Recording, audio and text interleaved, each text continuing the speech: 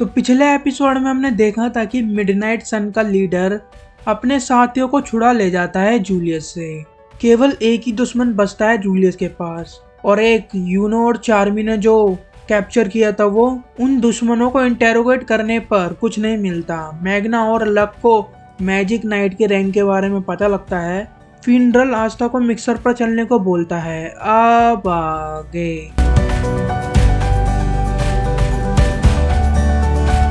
Funeral ने mixer पर 3 लड़कियों को बुलाया है। मिक्सर मतलब लड़कों और लड़कियों का एक गैदरिंग। ये एक डिनर इंटेंडेड गैदरिंग है जिसमें लड़कों और लड़कियों को परिचित होने में मदद करता है, यानी इंट्रोडक्शन में। एक तरह से समझ लो सेटिंग बाजी। लड़की इंप्रेस करो और सेट करो। फिनरल ने आस्था को मिक्सर पर चलने के लिए इनवाइट कर दिया है, पर एक और लड़का चाहिए तभी तो मिक्सर हो पाएगा। 3 लड़के और 3 लड़कियां। फिनरल मैग्ना के पास जाता है। मैग्ना ट्रेनिंग कर रहा होता है अपनी। फिनरल को लगता है कि लड़कियों को डेलिंक्विट टाइप लड़के पसंद हैं, पर मैग्ना कुछ ज्यादा ही अपराधी चोर चरक्कों वाला लगता है। वो लड़कियों को डरा देगा, इसलिए वो उसको तो नहीं इनवाइट करने वाला। फिर वो घोष के पास जाता है जो अपनी बहन का स्टैचू बना रहा होता है। ये भाई साहब अपनी लिटिल सिस्टर से ही कुछ ज्यादा ऑब्सेस हैं, इसलिए ये भी नहीं। गॉर्डन क्या बोलता है सोचता है, किसी को कुछ समझ नहीं आता, तो ये भी नहीं। ग्रे को देखकर बोलता है, ग्रे भी नहीं। फिनरल चार्मी को ले जाने की सोचता है, पर वो भुक्कड़ पूरे पब का खाना खा लेगी, सब कुछ बिगाड़ देगी। वनेसा पी के मजे से सो रही है, तो ये भी नहीं। वो यामी को भी कंसीडर करता है, पर यामी को सजने धजने वाली लड़कियां पसंद नहीं आएगी। उसका मिक्सर में कुछ इस तरह से बिहेवियर होगा लाइक, तुमने ये ड्रेस क्यों पहनी है, तुमको सर्दी लग जाएगी, अपना बदन तो ढक लो पूरी तरह से। भाई ये फैशन है लड़कियों का। अब बस एक ही ऑप्शन बचा है, लक हाँ कर देता है चलने के लिए। फिनरल परफ्यूम वगैरह छिड़क लेता है और चलने के लिए तैयार हो जाता है। आस्था एंड फिनरल को पता ही नहीं होता है कि मिक्सर क्या होता है, और वो चलने के लिए हाँ बोल देते हैं। वो फिनरल के स्पेशल मैजिक से वहां से निकल जाते हैं। नोएल भी छुपके से उनके पीछे पीछे चली जाती है। गॉर्डन भाई साहब भी जाना चाहते हैं, पर इतने में पोर्टल भी बंद हो जाता है। नोएल उनका पीछा करती है। वो मन में सोचती है कि मेरे को चिंता हो रही है कि वो कहीं नीच लड़की से सेट ना हो जाए। ओह मैं ये सब क्यों सोच रही हूँ, मेरे को ऐसा नहीं है कि मैं आस्था को लाइक वगैरह करती हूँ, उसको जिसके साथ घूमना है घूमे।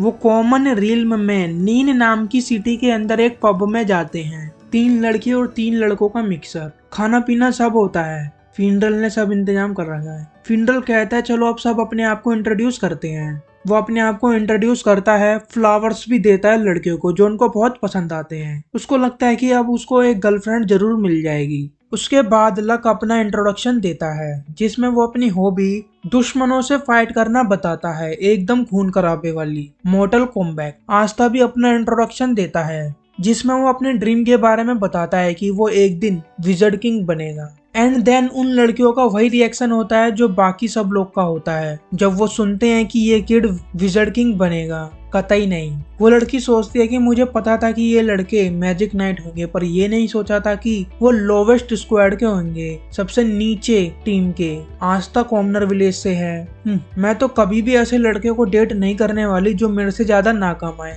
एंड वो मेरे से यंग, शॉर्ट और समाज में मेरे से नीचा हो तो कतई नहीं। फिर लड़कियां भी अपना इंट्रोडक्शन देती हैं। एरिका ड्रेस मेकर शॉप में काम करती है और हेलेना एक बार्बर है। रेबेका रेस्टोरेंट में काम करती है।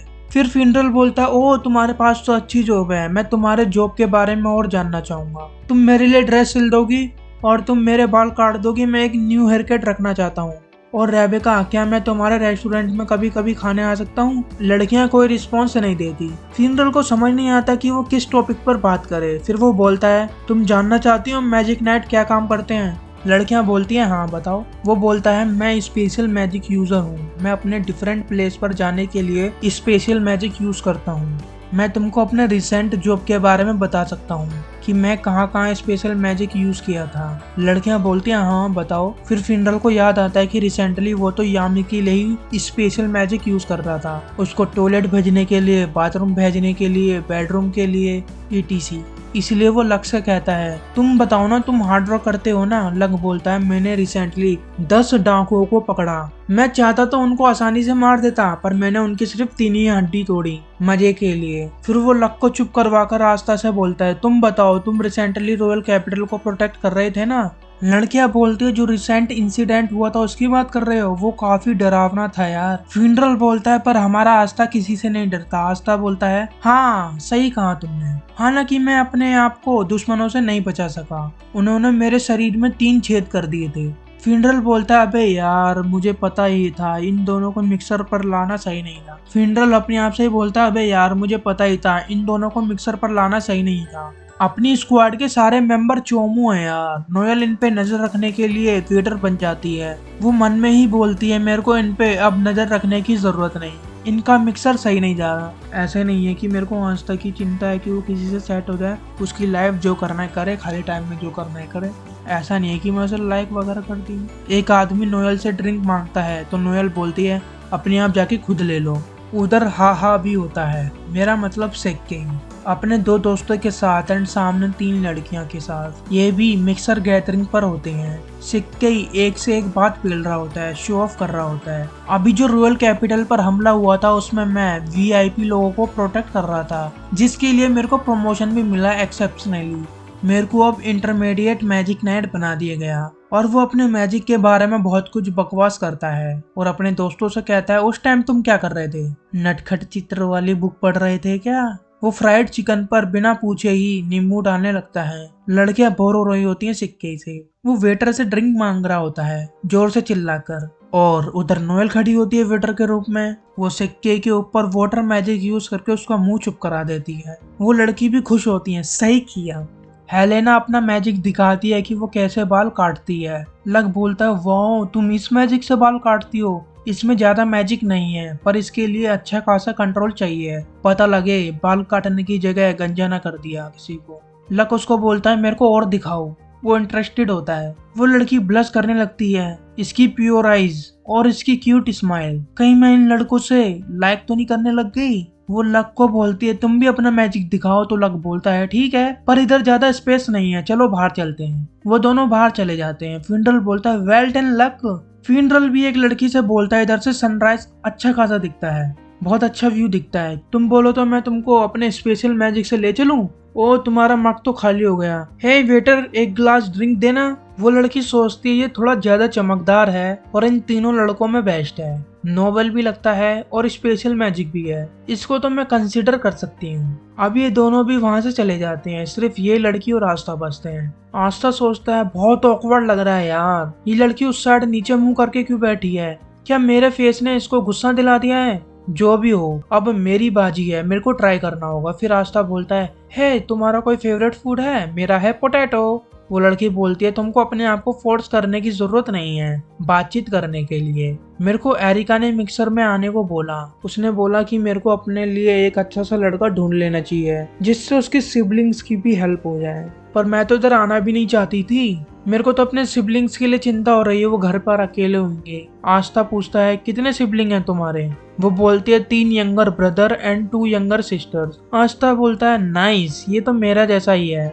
हम भी 5 सिबलिंग हैं, हम ब्लड रिलेटेड नहीं हैं, वो सब परेशान करते हैं कभी कभी पर हमने साथ मिलके खूब मजे किए हैं। हम एक ही बेड पर एक ही रूम में सोया करते थे, हम एक ही बेड पर एक ही रूम में सोया करते थे और अब मैं अकेला ही सोता हूँ। मेरे को खुद का एक रूम मिल गया है मैजिक नाइट बनने के बाद। अब मैं उनको बहुत मिस करता हूँ, मेरे को बहुत याद आती है उनकी। रेबेका बोलती है हाँ यार वो सिर दर्द होते हैं पर हम उनको बहुत मिस करते हैं जब वो हमारे आसपास नहीं होते। आस्था बोलता है हाँ सही कहा, तुम उनके सामने ऐसा बिहेव करते जैसे कोई फर्क ही नहीं पड़ता, पर सेम टाइम हम उनको इम्प्रेस भी करना चाहते हैं।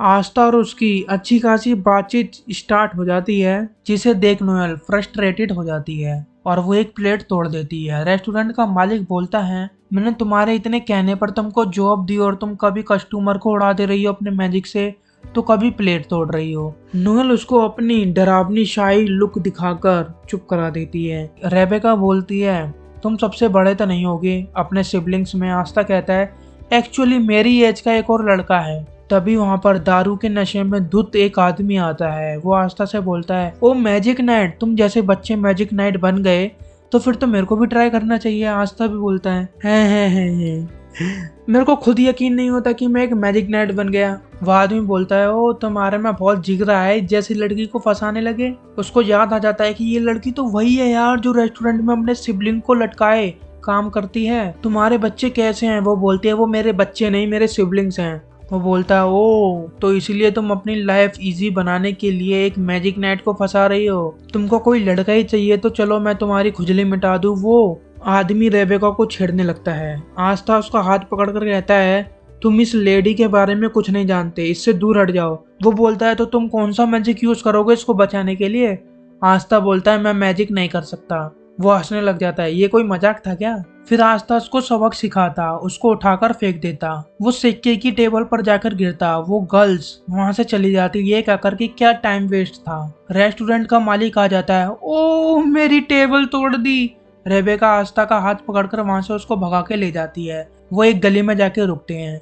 नोएल भी वेटर का काम छोड़कर उनके पीछे चली जाती है। वो लड़की उसको थैंक यू बोलती है उसको बचाने के लिए, और आस्था सॉरी बोलता है उसके मिक्सर को बेकार करने के लिए। वो बोलती है नहीं ठीक है कोई बात नहीं, आस्था की ऐड छोटी है पर मस्त है, ऐसा वो लड़की सोचती है। फिर वो आस्था से पूछती है तुमको कोई लड़की पसंद है? वो बोलता है हाँ मेरा एक लड़की पर दिल आ गया है, वो मेरे ही सेम। इतने में ही वो लड़की बोलने लग जाती है वो बहुत अमेजिंग होगी, तुमको मेरे रेस्टोरेंट में कभी आना चाहिए, बच्चों के साथ भी खेल लेना।